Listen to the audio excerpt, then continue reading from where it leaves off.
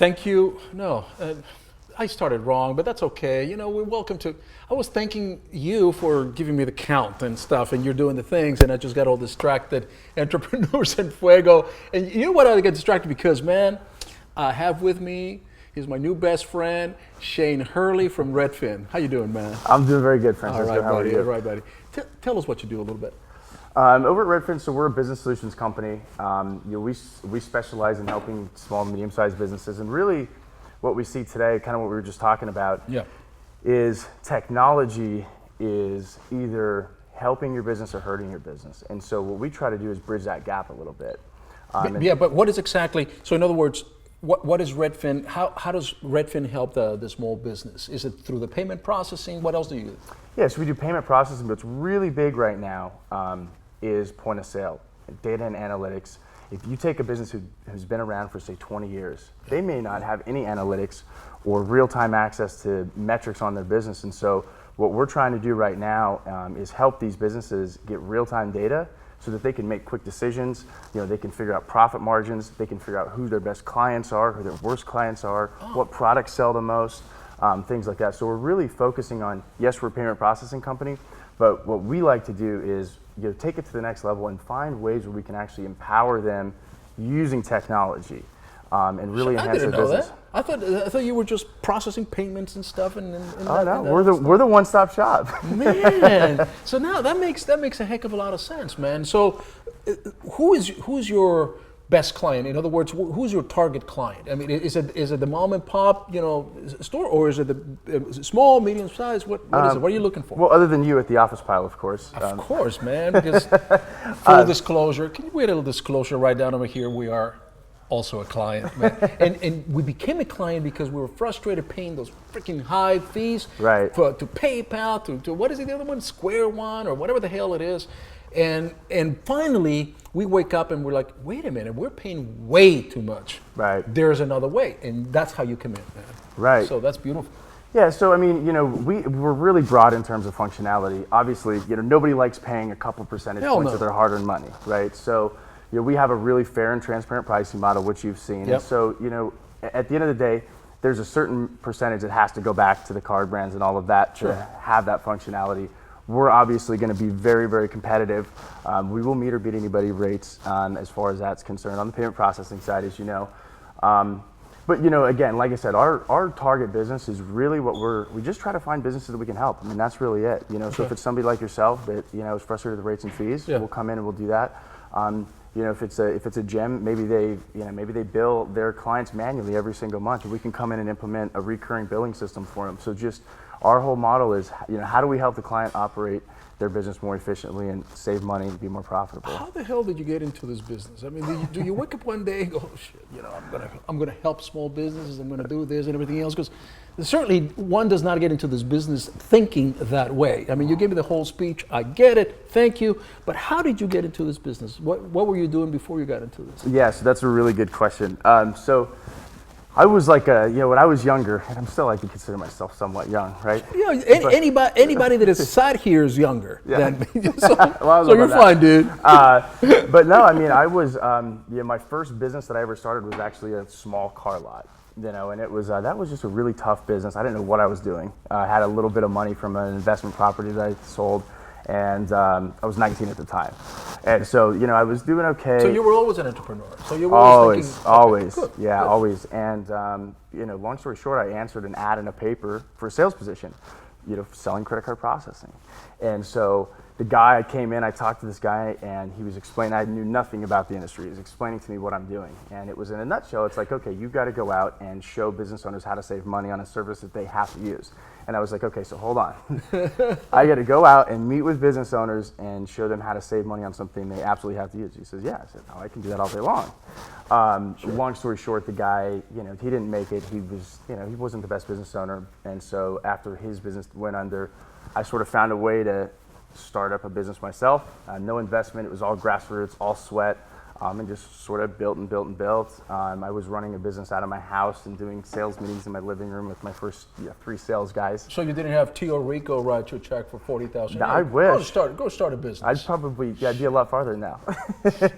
But yeah, all grassroots, and then just sort of built up from there. Now we have 4 offices throughout the United States and a big presence here, and so it's been a good ride. What's the hardest thing that you have found in this journey? What's the hardest thing that you found out? In the journey of entrepreneurship, I think today it's really cool to be an entrepreneur, but I see a lot of guys, or gals, people start on that journey, and the second they get a little bit of adversity, they're out, right? Huh. And for a lot of people, and I think anybody who's done anything, you have to be able to work through that adversity, because adversity will come, as I'm sure you know, and it will test you, and if you're not strong enough to overcome that adversity, you'll never make it, because if it was easy, everybody would do it. So what makes you strong? What makes you overcome that adversity? That's a great question. I mean, when I was younger, I can tell you over time you get stronger. And I know the problems 10 years ago that I would face, back then it'd be a huge deal. And today it's just like, that's another, not even a big deal. No. I was watching a talk the other day by somebody, and he was the gentleman that was speaking said he believed that entrepreneurship is just wired in people's DNA. It's definitely wired in you. I think it's just, if you boil it all down to something, I think it's just that no-quit attitude. You just can't ever give up, right? You just can't ever stop focusing on whatever your goal is. If you have that attitude, like, I'm going to get there no matter what, it might not be that straight road that you want, but you will find a way to get there. There are some people that deal with adversity in many different ways. There are some people that turn to drugs and alcohol and everything else, and boom, that's where they stop. Looks like you turned to the gym, right? I mean, you work out, dude. I appreciate that. What do you do? What do you do to overcome that snag that you have? Because certainly, even if you are successful right now, there's always obstacles on the road. Right. The obstacles are in different shape and manner and everything, but there are. So how do you handle that? So when you come into that big obstacle, right? What do you do, Shane? Yeah, so I think it's all about focus, right? Because the obstacle is a problem, and that's a negative. But if you can switch your focus over to what is the solution, that's a positive focus. All right. And so we kind of have a saying, right? It's like, problem in the company. Okay, if you have a problem, I have a little rule with my team where, if they bring something to me, some kind of a problem, I also want them to bring a solution from their perspective on how they think we should solve the problem, because it switches that focus over to the positive. So I think just changing your mindset a little bit, because you're going to run into problems. So yes, there's problems. Okay, boom. What's the solution? How do we get around this? Sometimes a lot of people, and it's easier to bring all the problems to the top and to the higher levels, right? Right. It's harder to think for yourself and say, all right, this is the couple of problems that I see right now, but may I suggest these 2 solutions? They may not be the solutions, but at least you're thinking and making an effort to solve the damn thing. Absolutely. And that is very difficult to do, right? Absolutely. Where do you want to take your company, say 3 years, 5 years from now? Where do you see yourself at? With our business, because of the way that it's structured, my whole passion with it is helping people, whether it's our clients or our people. And so our goal, we want to continue to grow. We want to continue to be a premier solutions provider. Really and truly, we want to just grow our client base, and we want to grow our consultant base. And so, we've got several hundred consultants right now. I would like to see that at the several thousand level, here by the end of 2017. And so that's kind of what our focus is right now. What do you need to do to get there? Just keep doing what we're doing and get better at it every single day. What is that you're doing that is working? Well, when you have solutions that are really good solutions for the client, I tell people that come on board with RedFynn as a consultant, you have to believe in what you're selling, right? Because if you believe in what you're selling, you have a moral obligation to try to convince as many clients to do business with us as possible, because you know that once we get our solutions into their business is going to be better off. So it's just really, our challenge has always been finding good people. And so that has been the limitation of our growth. And so the better we can get at finding good people, the faster we can grow. And I think in any organization, that's also a challenge. Even if you find some good people, you want to make them great. And that comes from the top. Right. Because you have to be inspiring, you have to be great, you have to be at it all the time and inspire and providing that passion down the road. Otherwise, people are going to go, nah, I don't really feel too good today. Exactly. And it permeates and infects the rest of the 100%. organization. You have a tremendous product, and it really provides an amazing solution for small companies such as myself. You know, we process credit cards and everything else. Do you see yourself expanding into any other business, any other venture, or do you want to stay within this business and grow it? You know, in terms Because of, you're an entrepreneur, right? I mean, Right. you're always thinking, heck, I can do this other business better. yeah, I mean, I think you know, the entrepreneur mind is always a little busy. You know, you're always looking at opportunity because opportunity is everywhere. But I think at the same time, I've had to learn that I could go get involved in 10 things, but if I go get involved in 10 things, how well am I really doing those 10 things? So, yeah, I mean, to answer your question, I'm really focused on the company. I think, you know, at least for me personally, I feel like the best use of my time is just getting really good at one or two things and just staying in your lane and just crushing the competition on those one or two things. What's the biggest thing that pisses you off from entrepreneurs right now? I mean, we talked about, once you hit the snag and, oh, okay, I'm a serial entrepreneur, I'm going to start my other fucking business. And that I'm telling you, that's my pet peeve right now.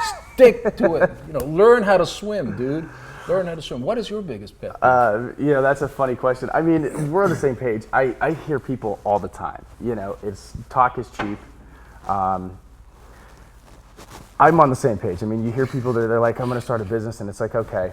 But I would tell somebody, if somebody said, Shane, what do I need to do to be an entrepreneur? I would say this, you know, first, you need to have a real conversation with yourself and ask yourself, are you even ready for it? Because it's going to take a ton of hours.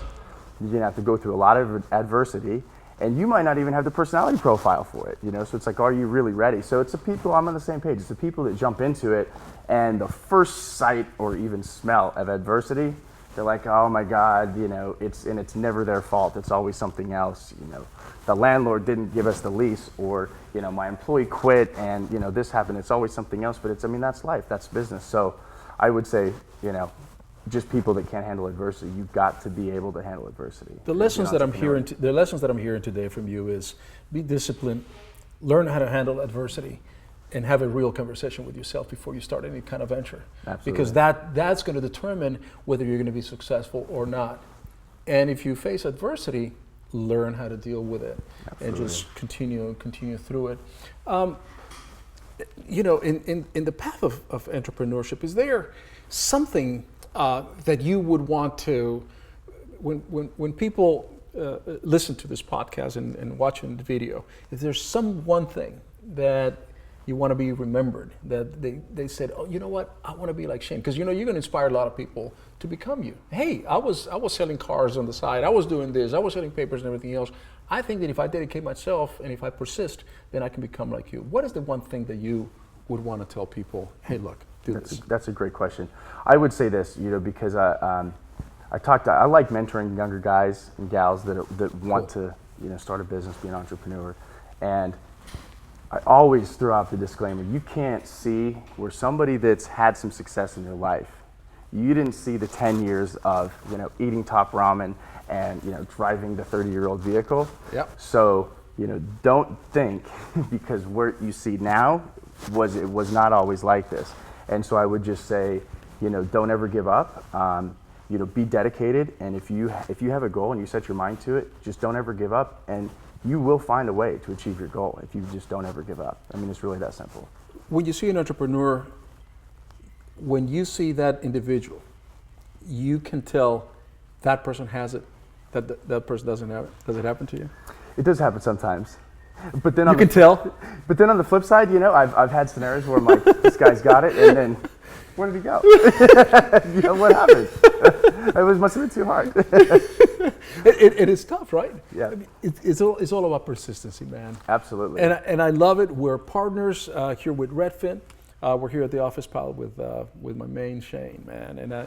And I tell you, for me, it's a wonderful experience to listen to you. You're giving back to the community by mentoring youth, by showing them a little bit of what you did, and by teaching people to never give up, man. Because look, all they see right now is this guy sitting over here talking and entrepreneurs and Fuego and hey, I'm successful and this and that. but they didn't see, like you said, all Right. the suffering. Absolutely. And that's hard, right? Absolutely.